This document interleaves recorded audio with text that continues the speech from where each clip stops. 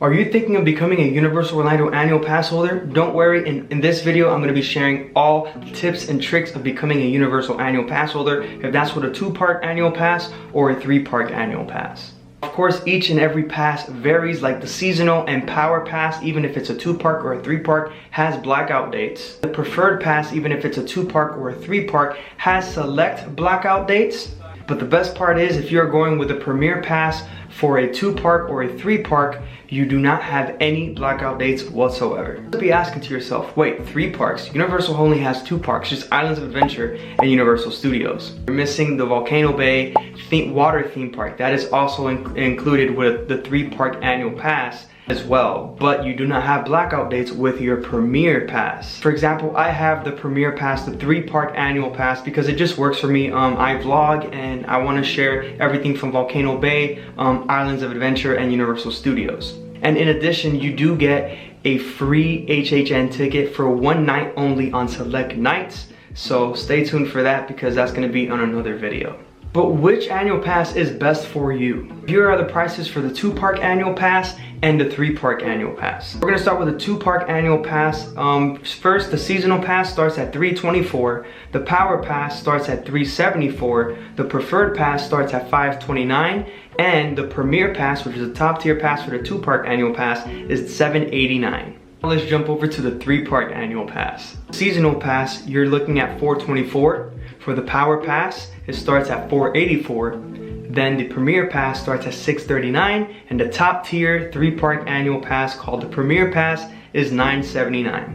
Now, if you do have an annual pass, even if it's from a seasonal annual pass all the way to the premier annual pass, if it's a 2 to 3-park annual pass, it doesn't matter. You do have Universal discounted hotel rates on select rooms at every Universal hotel. The seasonal pass and the power pass, even if it's a 2-park and a 3-park, you still have blackout dates.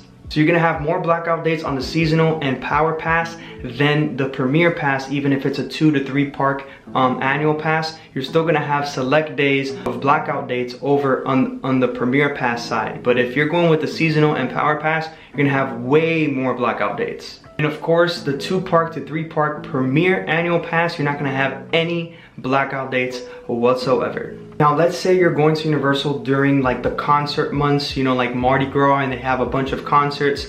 Only the power pass, the premier pass, and the preferred pass are allowed to have access granted to go to Universal and watch those quote-unquote free concerts. So if that's even a 2-park pass or a 3-park pass, if you have the power pass through the premier pass, you can go into Universal, into the Mardi Gras, and watch those free concerts. Quote unquote free, but you're actually paying per month. Also, if you get the 2 to 3-park preferred pass and premier pass, you have huge discounts on select dining and select quick service locations through Volcano Bay, Islands of Adventure, and Universal Studios. In addition, Universal offers flex pay, which you pay monthly even if you're non-Florida resident or a Florida resident. You can pay monthly from your pass if you have the power pass, the premier pass, or the preferred pass for the 2 to 3 parks. But if you have the seasonal pass for the 2 to 3 park, you will not be allowed to pay monthly. You have to pay that in full. Now that I have my Universal Orlando annual pass, I have the 3-park premier, one of the top premier passes that I have. Where do I go to get my annual pass when I'm actually getting off the airport or driving to Orlando? Where do I get my annual pass? One, you can pick up your annual passes while you're staying on Universal property. So if you're checking into your hotel, Cabana Bay, Portofino Bay, Royal Pacific, Hard Rock, and so on and so forth, you can pick up your annual pass in the Universal planning locations. Each and every hotel has this, so it's gonna be in their lobby. So every time you check in their lobby, they're gonna have that, and that's where you pick up your tickets. But if you are picking up your annual pass, you can pick up your annual pass there before you even head to the parks. The second way to pick up your annual pass, and this is a mistake that I make, but if you're not staying on property, this is the best way and the only way, I think, if you're not staying on property, to pick up your annual pass. You need to pick it up in will call in the front gate of Islands of Adventure, Universal Studios, or if you got the 3-park annual pass, you can do it in Volcano Bay as well. Let me know if I answered all of your questions in the comments down below of how to purchase your annual passes. If you guys are thinking of becoming Universal Orlando annual pass holders, it is so worth it. As soon as you go,